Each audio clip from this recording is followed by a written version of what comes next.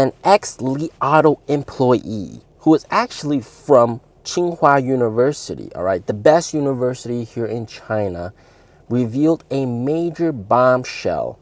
Now, I want to make it clear that none of this shit is coming from me. I did not write a single word of this. These insinuations not coming from me, all right? I am just the messenger. I'm just letting you guys know.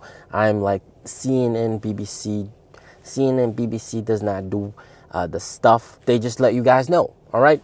So don't hate me for telling you guys the truth or spreading the truth. It's just what's happening here in China, all right? I'm just letting you guys know, translating a couple of videos, and that's it. So there's actually two clips that I'm actually going to show you guys. The first clip is actually from a guy called 小牛说车, which I kind of don't like this content creator, but he's a massive content creator here in China. And he said a lot of bad stuff about NIO owners in the past. He called NIO owners retarded, basically, and NIO has sued him as well. But he did a crash test with a Li Auto L7 going 80 kilometers per hour, rear-ending a truck, a Chinese truck, all right? And this kind of truck is all over the place here in China. And the results are quite shocking, all right? And it's really worth seeing. Now, the purpose behind this is because there has been several accidents, high-speed collisions with Li Auto where the A and B pillar did not hold up, okay? Li Auto's official response is the car is going too fast, okay? Which is a valid response. Is there anything wrong with the safety or anything? We don't know, okay? Maybe, maybe not, but he wanted to put it to the test. So here is the video. I just bought an Ideal L7 today to conduct an 80-speed and 300-watt car test. The trailer has been loaded with 20 tons of weight to simulate a loaded state. The length of the trailer's tail is greater than the front of the ideal car, which uses A-pillar hard steel primarily to test the rigidity of SUV vehicle frames. The location is a full-dimension collision lab that costs several millions, with daily usage fees of tens of thousands. The car weighs 2.46 tons, so make sure to note that down. As the car gets heavier, the impact force it can withstand increases, resulting in more severe injuries. We added a tow truck to adjust the starting distance and placed a laser speedometer before the collision. We also set up 8 high-speed cameras worth hundreds of thousands around the collision area to record every detail. At the same time, I am raising my own funds for objective testing, firmly refusing to accept money from car factories, so I am told to wipe them. In the comments section, I have also prepared 20 gas cards worth 500 each. Hurry and draw. The collision starts now. Looking at the explosion of the painting surface, what happened during the collision moment when viewed in slow motion? Firstly, the car front makes contact, then the trailer's bumper collapses, followed by the Ideal's hood. After that, the Ideal's A-pillar hits the semi-trailer's tail. The impact force is instantly passed along the depth of the frame to the rear of the vehicle, causing the entire vehicle attitude to sink. Finally, it bounces up, releasing all the impact force. Let's look at what happened after the collision and the speed. When the speed passes 80.5, the Ideal's A-pillar is firmly against the trailer's tail. Viewing from the A-pillar backwards, the frame is visibly deformed. The load-bearing capacity has reached its limit. If the force was any greater, it would have snapped. Looking at the crew cabin again, the position of this steering wheel is quite dangerous. I won't say much, it's easy to get sued. Separate them and take another look. The Ideal's A-pillar is deformed, the car front is full of debris, and the trailer is torn open at both sides. Many irresponsible car companies will strongly promote this kind of A-pillar cut and half-hanging, making others believe their cars are very safe, but it's actually misleading. Because the trailer uses a lot of iron, usually the car is to save costs. Surely we understand it, but once the semi-truck compartment is torn open, there's this huge beam. It's hard as a solid iron block. Going fast and hitting it head-on will definitely cause extensive damages. And part of the impact force will be absorbed as the semi-truck bumper and the Ideal machine both collapse. If we run into some cars with illegally equipped bumpers, or if the back of the car is too high, which affects the performance, the repercussion of hitting the solid beam directly is unthinkable. We should not get too close to the semi-truck on road, maintain distance, regulate speed. Going above 80 will surely make it hard to dodge the danger. Also, for cars like Ideal, its prime features, large space and inbuilt refrigerator, can increase sales. However, this also triggers an upsurge in the cost, which the manufacturer may not be willing to compromise on profits. There's no shortcut to building cars. Car companies have to constantly juggle between morals and profits. We, as consumers, can't rely on manufacturers' decisions. What can be done is to comprehend the problems and avoid risks while using, through practical measurements, and compare more before deciding the order. One needs to be wary, and even more so since earning money isn't easy. After coming back to the collision lab work next year, I'd continue conducting bike collision and TV safety tests, as well as automatic driving tests, or I could stock up my income and buy cars myself by selling items. Continue watching my program. Stay tuned. Once again, I don't endorse anything that he says. It's not me coming out with these insinuations. It's him. I'm just letting you guys know that this is what's happening here in China, okay? Now, the second bombshell, the second big bombshell is, of course, an ex-Li Auto employee revealed, all right, allegedly, according to the ex-Li Auto employee, that the reason that Li Autos catch on fire is because of a design flaw, according to him, that the engine/generator is too close to the high temperature pipe, and if the engine gets too hot, things might catch fire, according to him. All right, I did not write any of this shit. This is according to him. So take it for what it's worth, okay? It's coming from him. Other car companies want money, but the ideal is fatal. He said, why are ideals so natural?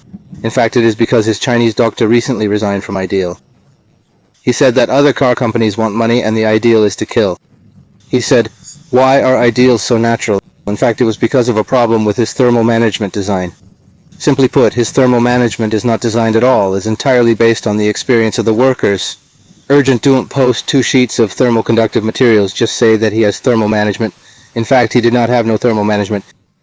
He said that when it was designed, the engine was too close to the high temperature pipes, and if the engine overheated, the high temperature pipes could burn. The more the high temperature pipe burns, the whole vehicle will spontaneously combust. He said it was a design flaw. He said that there are many ideal engineering designs which have basically not undergone any design verification before leaving the factory, so they are in a hurry and are bold. I asked him naturally the most, isn't by it? How did you become an ideal? He said you don't understand, by it naturally that is not a design flaw. That is the physical principle of his 03 iron lithium battery. This kind of battery is easy to spontaneously combust. Ideal nature is pure as ideal to kill. Pure is to make money. Artificially reduce the verification process. Artificially reduce the design process. Artificially create design defects. And finally lead to nature. Don't scold me, and you should not say that I am irresponsible for what I said. I am not responsible for what I said. I am paraphrased what others say, if it is really like Dr. Tsinghua said, this ideal car does not validate the design process very much. The design defective car also gives you to the market. If the user is asked to pay, then what their founder's ideal said is indeed true. Their founder ideal said, it is not difficult to build a car at all. It doesn't have to be like a traditional car at all.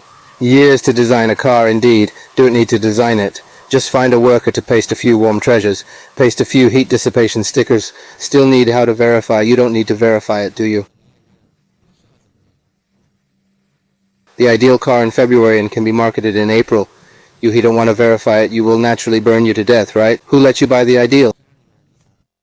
Now guys, I want to make it clear that I'm not attacking Li Auto or doing anything like that. I have a couple friends that own Li Auto, L7s and L9s.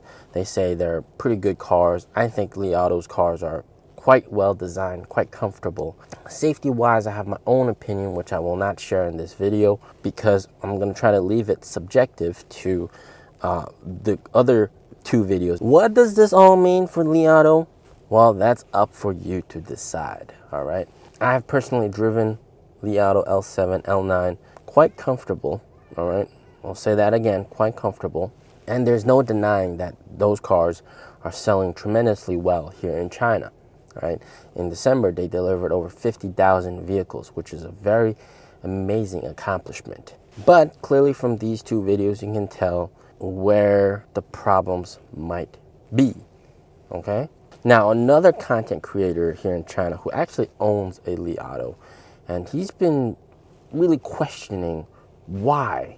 How come that when they drive a Li Auto and they encounter a high-speed collision and it's just too fast and people unfortunately get hurt and there's injuries and stuff, major casualties. How come that other cars like Lincoln Co.